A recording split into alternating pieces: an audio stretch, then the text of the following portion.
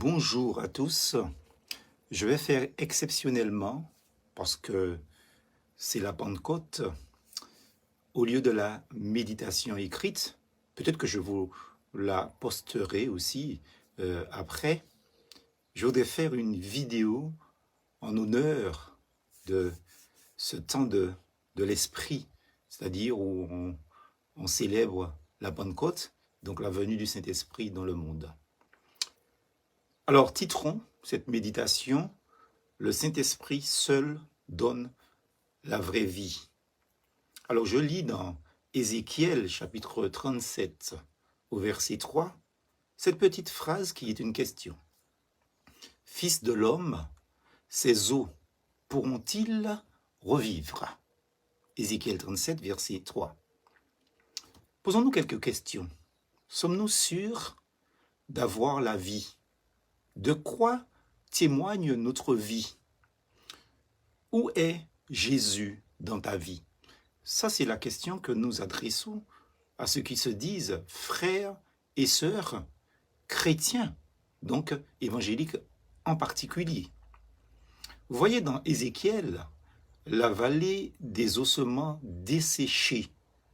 C'est une très belle image de ce que peut devenir nos vies à titre individuel, nos familles dans les églises et surtout nos églises locales, mais d'une manière générale, de ce que peut devenir la société, enfin. Donc, et parlons de la société française. Vous savez que l'on définit l'Occident comme étant une société christianisée.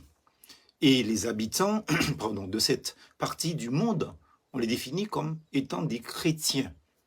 Mais quand nous regardons concrètement, tout est contradictoire dans les faits, dans la réalité. Alors le problème est que l'histoire, nous le savons, est toujours racontée en fonction du vainqueur. Comme le dit si bien ce proverbe africain, tant que les lions n'auront pas leur propre historien, les histoires de chasse ne peuvent que chanter la gloire du chasseur. Fin de citation. Le catholicisme papal et romaine a massacré dans tous les sens du terme, au propre comme au figuré, le protestantisme évangélique. Le but étant de l'éradiquer totalement de la société française. Nous savons que c'est peine perdue avec tout ce que nous voyons aujourd'hui. En contrepartie, les efforts de décatholicisation de certains politiciens, de certains penseurs, lors de l'épisode de la Révolution française, entre l'été 1793 et le printemps, donc 1794, nous le savons, n'ont pas empêché certains privilèges à la noblesse française et au clergé français en particulier. Par exemple, prenons comme ça le fait de ne pas payer des impôts. Le clergé ne payait pas d'impôts, certains capitalistes ne payaient pas d'impôts, etc. Mais malgré les tentatives de ces mouvements de déchristianisation qui visaient à effacer toutes les traces publiques du christianisme chrétien, catholique, évangélique et autres, surtout sa version catholique d'ailleurs, dominante, puisque c'est elle qui dominait, qui jusqu'en 1789 le catholicisme était la religion de l'État français, monarchique, ça il faut le dire réellement. Alors concrètement, afin de tout réorganiser, c'est le 9 décembre 1905 qu'un député socialiste, en l'occurrence Aristide Briand, qui avait que 43 ans ce temps-là, il fait voter officiellement une loi concernant la séparation de l'Église et de l'État. Certes, c'est le début de la fin dans le conflit virulent, mais vraiment solide, qui opposait les gouvernements de la Troisième République française à l'Église catholique romaine française, aussi de France, mais en France en particulier. À partir de ce moment-là, la morale est mise au tiroir. La société française bascule vers ce que nous savons aujourd'hui au XXIe siècle. On est en plein dans la vallée des ossements du livre du prophète Ézéchiel, cher ami. Faut-il trouver un nouveau truc? Faut-il trouver une meilleure méthode? Faut-il trouver un nouveau système? Mais il n'y a pas de vraie vie. Et cela depuis longtemps. Ce n'est pas le Saint-Esprit qui dirige l'homme, mais c'est l'esprit de l'homme qui dirige l'homme en fait.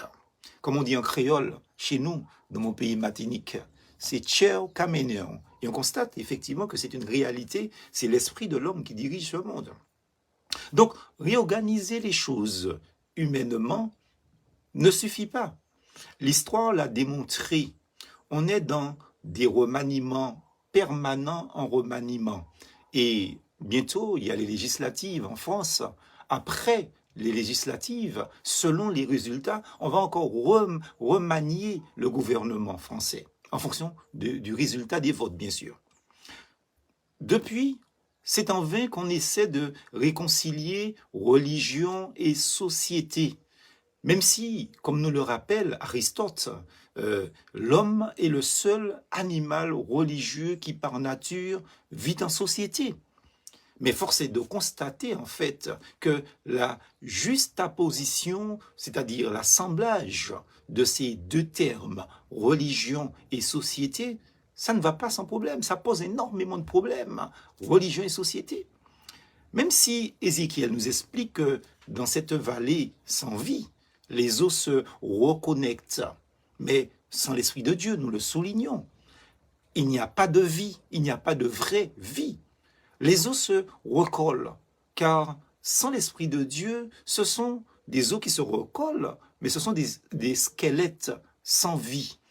Tel est l'homme aujourd'hui dans notre société en 2022, une société que l'on dit christianisée en fait. C'était un peu le problème d'un grand homme religieux de son temps appelé Nicodème. Donc, à lire son histoire dans l'évangile de Jean au chapitre 3, versets 1er à 5. Nicodème voulait réorganiser la religion juive, la religion, sa religion, cette religion d'État en son temps. Il voulait l'agencer avec sa société d'alors. Comme quoi, Salomon nous le dit si bien. Salomon nous dit, mais il n'y a rien de nouveau sous le soleil, n'est-ce pas?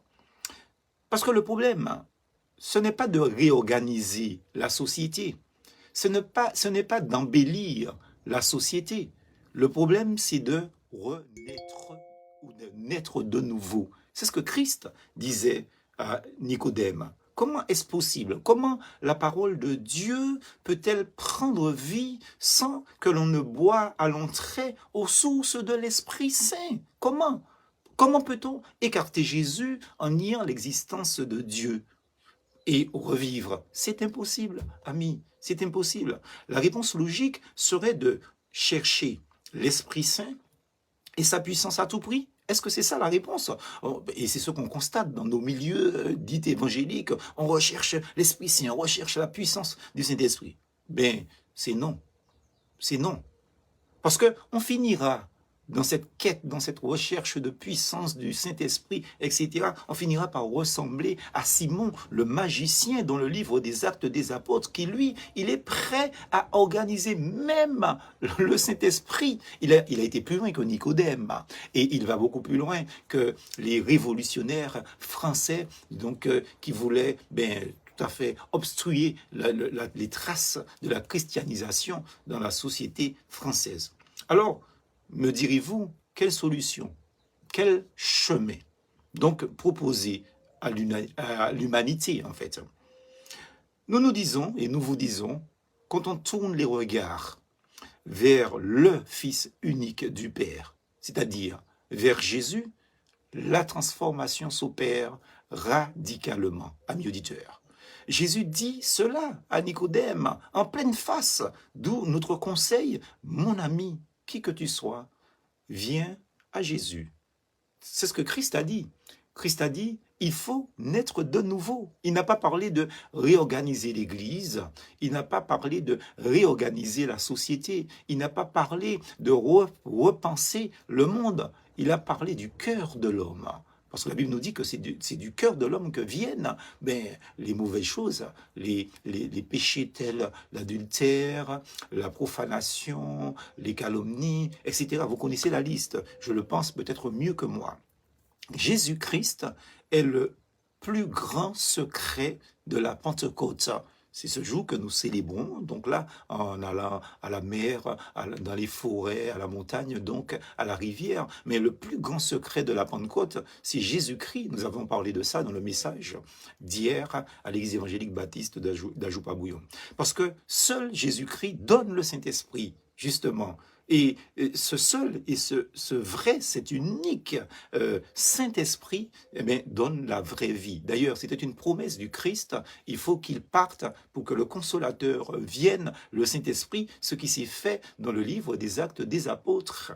Seul Jésus donne le Saint-Esprit. Ne l'oubliez jamais, jamais, jamais. Alors, à la question, pour terminer, parce que cette vidéo ne sera pas longue, à la question du chapitre 37, verset 3, que nous avons mis à l'entête, où l'Esprit, Dieu pose la question à Ézéchiel, fils de l'homme, ces eaux pourront-ils revivre? À la question, cette vraie, cette bonne question. D'ailleurs, nous répondons oui, 3 fois. Oui, ces eaux peuvent revivre. C'est-à-dire, les églises peuvent reprendre vie si les chrétiens, entre guillemets, si les croyants acceptent de se laisser diriger par le Saint-Esprit. Parce que seul le Seigneur, Dieu, a le pouvoir de redonner vie, mais par son Saint-Esprit.